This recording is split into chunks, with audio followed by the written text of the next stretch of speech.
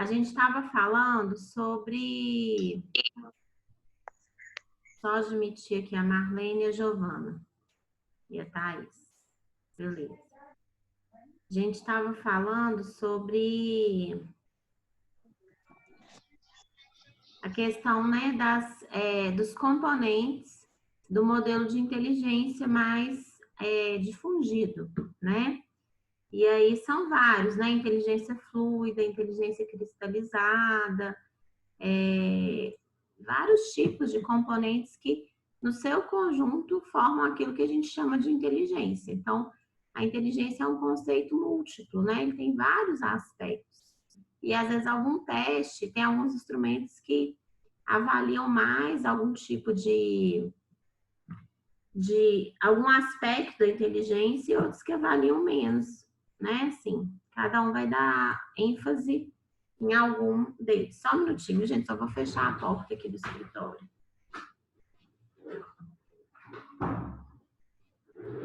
Voltei. Conhecimento geral, que é um termo que a gente usa até de forma leiga, né? Que está relacionado com conhecimentos gerais adquiridos, né? Sobre a história, sobre culturas, né? Sobre alguns fatos e eventos do mundo, sobre, enfim, às vezes a proficiência em línguas, né? São alguns tipos de conhecimento que a gente vai adquirindo aí também ao longo da vida. Está bastante relacionado com a ideia de inteligência cristalizada, tá? Também. Mas, às vezes, está mais... cada um pode ter aí, né, um conhecimento mais específico, né? As pessoas vão ter, assim...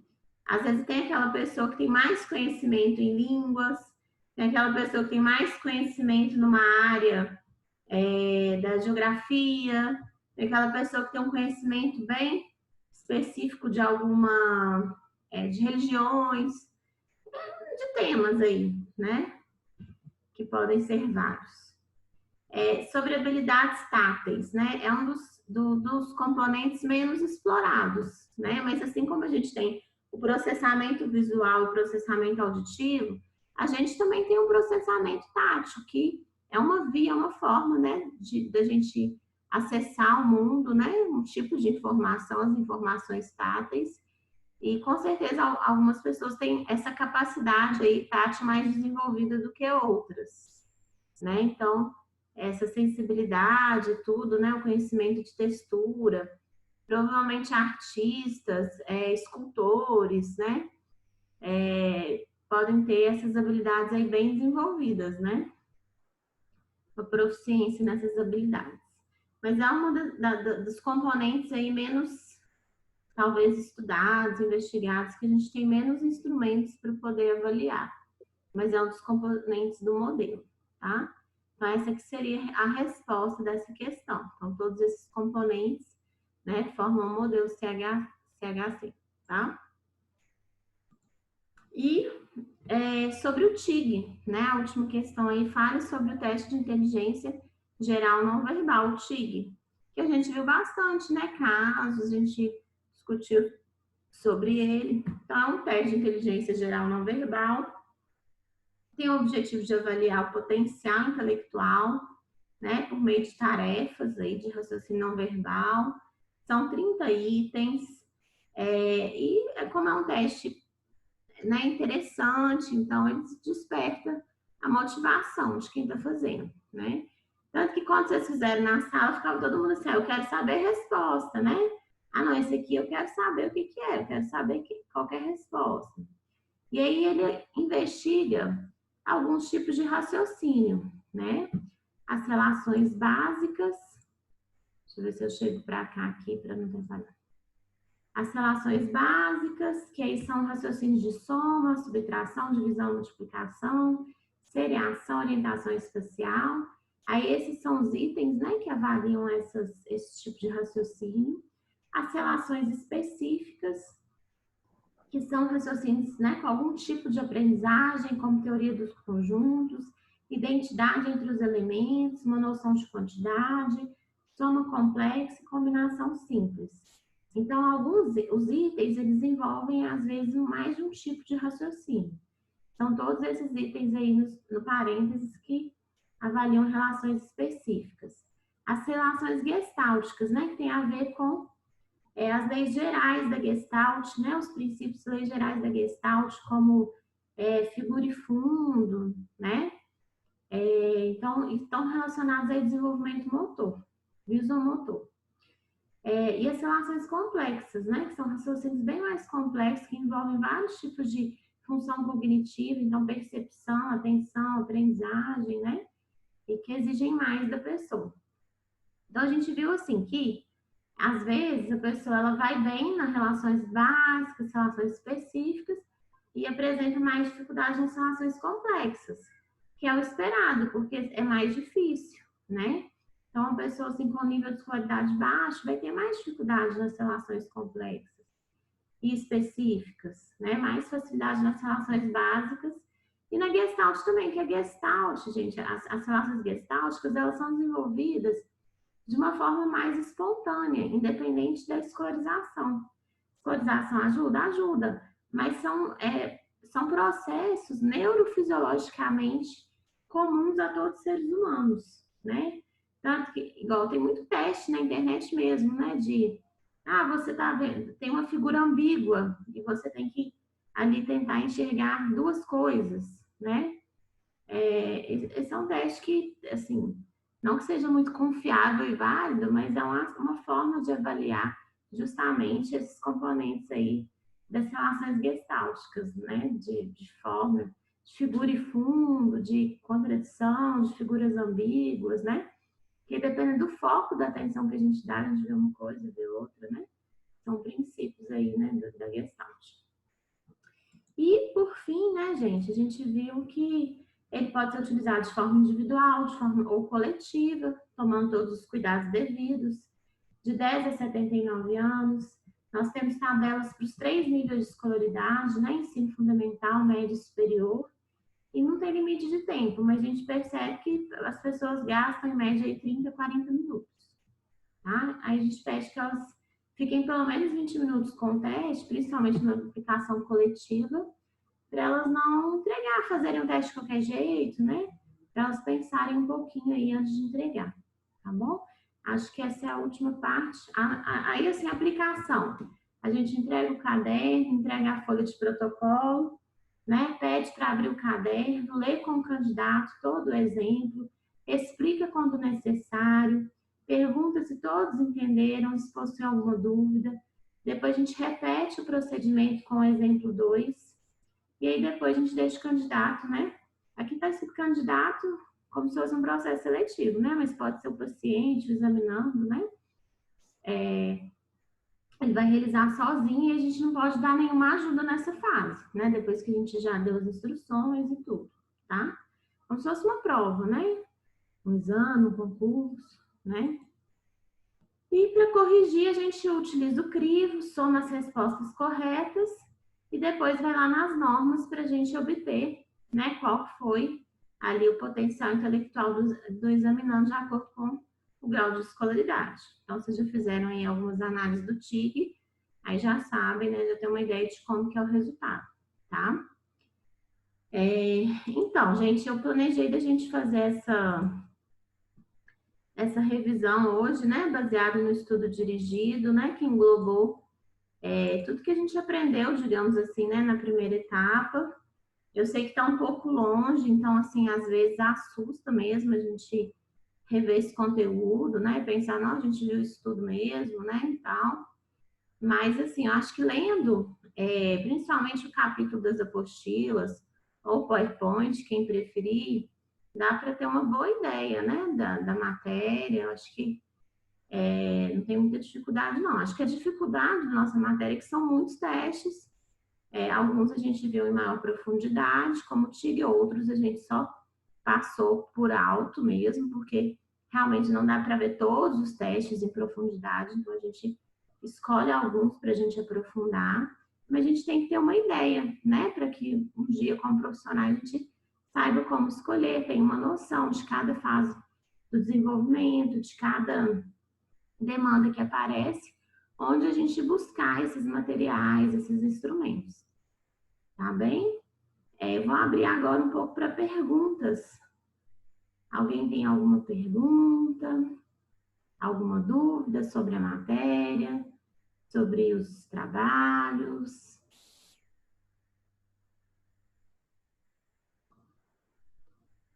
Tá todo mundo, acho que com o microfone desligado. Mas ninguém tá com nenhuma dúvida, não? Isabela, as dúvidas são várias. Na hora da prova a gente descobre. Não dá para sair perguntando agora, é muito complicado. É muita coisa e a gente praticamente não viu, né? Assim, em sala de aula, não deu tempo a gente ver muita coisa. Então, agora é estudar nas apostilas. Pelo menos para mim, o único recurso que eu vejo é esse. É pegar as apostilas e estudar para a prova. Não adianta ficar... Se eu for ficar fazendo perguntas agora, dúvidas são várias. Mas vamos ter que estudar nas apostilas para fazer a prova. E quando a gente retornar à sala de aula, eu acho que aí vai ser o momento de tirar algumas dúvidas. Apesar de já estar, de partir para um segundo semestre, mas mesmo assim a gente vai ter que ir, né, se atualizando. Sim. Ô, Beth, então, assim, lê as apostilas que eu mandei, tá? Os arquivos. Depois revê esse vídeo com calma e faz o estudo dirigido. Se você não fez, ou né, se já fez, refaça com o que a gente conversou. Aí dá para organizar melhor, né? O pensamento, o que a gente já viu, o que é mais importante, tá? Sim. Essa é a sugestão tá ok. que eu dou, tá? Tá certo. Às vezes a questão é mais essa organização, né, assim, da matéria, do que foi visto, do que é o mais importante, tá? Tá.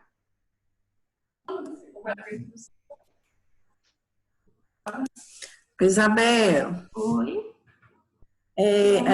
Eu fiz o BFP, né? A gente não vai fazer um teste, não? Eu queria fazer mais 2. Tá querendo mais trabalho? Não, eu queria fazer mesmo, não é trabalho, porque trabalho eu tô fazendo já, né? Mas eu vou na sala, né? Eu fiz o BFP na sala. Sim. Aí a gente ia fazer os outros 2, né? Não sei, tá? E Vamos ver. Eu espero muito, né, que a gente consiga voltar, né, em julho e fazer os testes, né?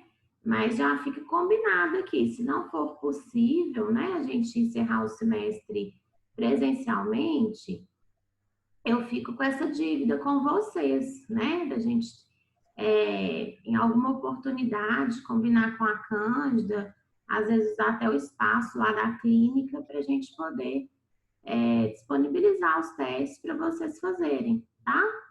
Então, assim, os testes, né, são da faculdade, vão ficar... Essa atividade aí do lado... Como é que é? A gente está fazendo a análise, né, do teste, né? Sim. E você vai fazer alguma correção nele para a gente? Porque, assim... Sim, eu vou dar um feedback para vocês. Vai dar Eu gostei. Tá, joia. E aí a gente...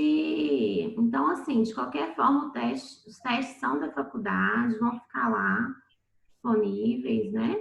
E aí a gente combina, de alguma forma, de vocês realizarem esses testes, né? E quem sabe, assim, até o final do ano, inclusive aplicarem, né, em pessoas que procurarem a clínica para alguma avaliação, né, fazerem uma triagem dos pacientes que estão chegando, né? Uma coisa que eu já tinha conversado com a professora, com a Cândida, com a professora Denise, né, que seria interessante, né, com a clínica escola abrindo, a gente poder também fazer, né, avaliação da população que, né, muitas vezes procura lá a clínica escola, porque não tem às vezes acesso em outro lugar, né, a uma avaliação, a um atendimento psicológico. Então, seria interessante para a formação de vocês e para o atendimento da comunidade, né? Isabela, Oi. tudo bem? Então, quem vai? A Jaqueline? É a Jaque, é porque eu tô tá. muito feia para aparecer aí. Ah, meu Deus do céu. Então, tá. Boa, já. Ai, é que o teste do TIG, o laudo dele, o relatório final, aquela que a gente faz, ele é menor mesmo, porque os outros eu achei os outros bem grandes e ele eu achei tão pequeno. É sim, sabe? A gente tem que pensar que quando a gente está fazendo avaliação, a gente usa, assim, vários instrumentos, né? Então, o TIG vai ser só uma parte, né? Mas ele, assim, é uma informação mais sucinta mesmo, principalmente comparado com os testes de personalidade. Quando a gente for fazer a próxima matéria vai ser as escalas Wechsler, né? O VISC, o VAIS, o VASE. Vocês vão ver, assim, que é um teste de inteligência também, mas ele é mais profundo, porque justamente o TIG é um teste de inteligência geral. Então, por mais que ele avalie tipos diferentes de raciocínio, que são 4, né, para o TIG, o principal dado dele é se a pessoa, né, tem inteligência baixa, média ou superior. Então, a principal medida dele é de inteligência geral não verbal, que é uma medida, né? Então, esse é o principal, digamos assim, resultado dele. A gente pode apurar isso melhor, né, tentando apontar os tipos de erro que a pessoa teve no teste, mas a principal medida dele é inteligência geral. Então, essa é uma medida sucinta, de certa forma. Então, o resultado da análise também é sucinta. Vocês vão ver quando a gente for ver o VISC, são 14 subtestes, né? Então, a gente vai ter uma medida geral, mas a gente também vai ter 14 medidas aí para analisar, para avaliar. Tá? Por isso que é uma bateria. E o TIG já é um teste, não é uma bateria. Entendi. Tá? Entendi. É que o propósito dele maior mesmo é medir a inteligência e ele vai dizer se ela é média, se é superior, se é baixa. Ele cumpre o propósito dele, né? E a gente coloca lá igual quando quais as relações não é relação. Tipos de raciocínio, né? Isso, como é que chama? É relações mesmo? Específicas, gestálticas? São tipos de raciocínio, né? No TIG ele chama de relações, né? Mas é tipos de raciocínio. Ah, tá. Então a palavra que ele usa é relações mesmo. Aí a gente só dá uma pincelada falando o que tá menos, né? O que tá mais baixo. Isso. Ou o que ele tá inferior, né? A porcentagem. Isso. E se a inteligência foi... Ah, tá. E tem que avaliar o erro, qual a questão que foi errada, a gente tem que avaliar? Aí vai depender muito, né, do objetivo da avaliação, né? Então, assim, primeira coisa, eu tenho que responder a pergunta. Qual que é o nível de inteligência da pessoa que fez o teste? É a primeira pergunta. A segunda, né, que vai ajudar a gente a fazer um exame, né, uma avaliação mais rica, é justamente quais tipos de erro que ela comete, né? Assim, a gente pode fazer isso de uma forma agrupada, que é falando dos tipos de raciocínio. Então, assim, ela tem mais dificuldade em relações básicas e relações específicas do que em relações gestálticas e complexas. Ou não, ela teve facilidade em todos os tipos de relações, mas em relações complexas ela teve um pouco mais de dificuldade. Então, fazer essa análise. Ou a gente ainda pode fazer uma análise mais apurada, que é assim, cada tipo de erro que ela cometeu, ou cada tipo de acerto, o que ela tem facilidade e o que ela tem mais dificuldade. É mais comum a gente fazer o segundo tipo, agrupada, que faz mais sentido também para a pessoa e para o laudo, né? Mas caso, né, ela tenha, assim, poucos erros, eu sugiro que faça uma avaliação também dos erros que ela cometeu, tá? Porque aí vão ser erros mais específicos, né? Agora, se ela errou quase todos os de relações básicas, mas você não precisa fazer uma análise item por item, porque já vai falar de uma dificuldade geral em relações básicas, por exemplo. Entendeu? Ok, entendi. Isabela, eu fiz agrupado, eu fiz demais? Não. Okay. É isso mesmo, né? É É uma aquilo dica mesmo. para vocês, assim, né? E vocês estão exercitando também, né? Não existe uma maneira única, né, de fazer a análise e a interpretação. O mais importante, né, a gente tem que, lógico, se a gente aplicou o TIG, a gente tem que falar da inteligência geral, né? E aí, dependendo do nosso objetivo, a gente pode, né, avaliar os outros aspectos também, relacionar com outros testes, relacionar com a demanda, né, com o objetivo da avaliação. Né? A gente tem que pensar sempre, gente, a avaliação psicológica é como se fosse uma investigação, né? A gente sempre tem que, a gente está querendo, assim, responder perguntas. Então, se é importante eu saber qual o nível de inteligência de uma pessoa, eu vou usar um teste de inteligência. Agora, existem várias maneiras de eu responder essa pergunta, né? E aí, dependendo do meu objetivo, eu vou escolher um instrumento, uma técnica, né, que vai me ajudar a responder essa pergunta. Se meu objetivo, né, é ajudar, é responder assim, como que essa pessoa se relaciona, provavelmente eu vou usar, né, um teste de personalidade também, né? Um teste de inteligência não vai me responder muito como que uma pessoa se relaciona, né? É um teste de personalidade que vai me ajudar a responder essa pergunta. Agora, assim, várias situações eu vou ter que usar os dois testes, porque as situações são complexas. Então, uma criança está tendo dificuldade de aprendizagem. Inicialmente, eu posso pensar, tem alguma questão cognitiva?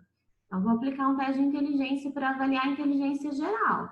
Aí eu vejo, não, que essa criança tem uma inteligência na média, não tem uma dificuldade cognitiva maior.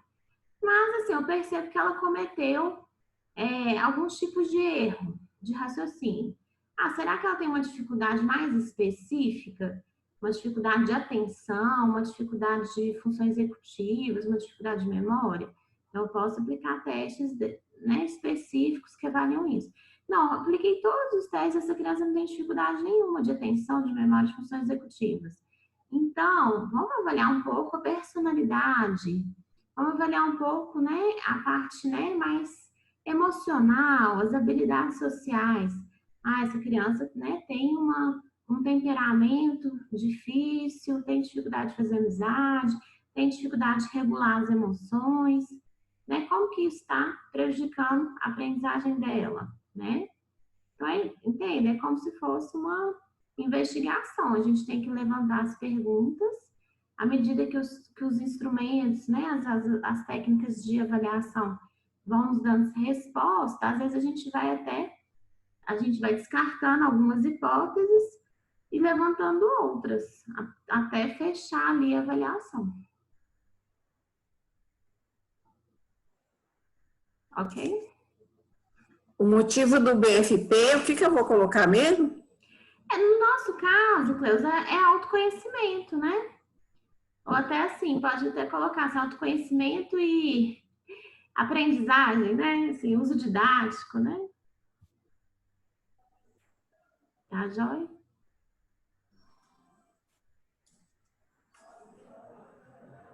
Gostei das perguntas. Alguém mais tem alguma pergunta? Eu mandei os materiais pelo WhatsApp. Eu vou mandar por e-mail também, que às vezes algumas pessoas preferem, né, acessar pelo e-mail. O que couber também lá no WebGIS eu coloco de novo, né, que alguns eu acho que eu já havia colocado, mas lá tem um limite lá de tamanho, então tem muito PDF que não consegue colocar lá. E aí, se alguém tiver com dificuldade, alguma dúvida ao longo dessa semana, estou à disposição no WhatsApp. Beth, pode falar. Seu microfone está desativado. O áudio. Pode falar. Eu entrei uns 10 minutos depois e eu não vi se você respondeu. Quais os textos deveremos estudar para a prova? Sim, são duas matérias praticamente que a gente viu. Avaliação psicológica no ciclo de vida e a segunda é avaliação da inteligência não verbal, né? testes de inteligência não verbal, principalmente o TIG. Então, os textos, na verdade, são aquelas apostilinhas que eu fiz, né? Aqueles capítulos que eu fiz um resumo, porque são textos da biblioteca virtual e estava tendo dificuldade, né, de acessar, então eu fui fazendo um resumo, os tópicos mais importantes, fui fazendo esses documentos. Aí eu mandei no grupo tanto os documentos, né, de PDF e tal, quanto os PowerPoints, né, que vocês vão ver que são muito parecidos, tá? Então tá, né? Obrigada. Um bom roteiro para estudar é o estudo dirigido, tá? Sim. Ok. Não foge disso e engloba os pontos mais importantes da matéria, tá? Tá, ok, obrigada. Então tá bom, né, gente? Vamos encerrando por aqui.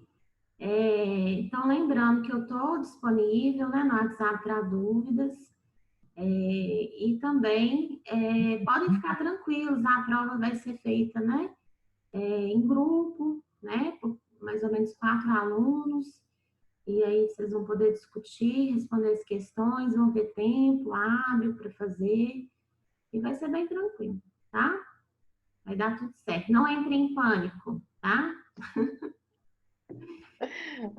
Então tá. Boa noite, tá bom, gente? Se cuidem. Boa noite. Tá? Ok, você também. Tá, joia. Obrigada, viu? Beijo, tchau. Abraço.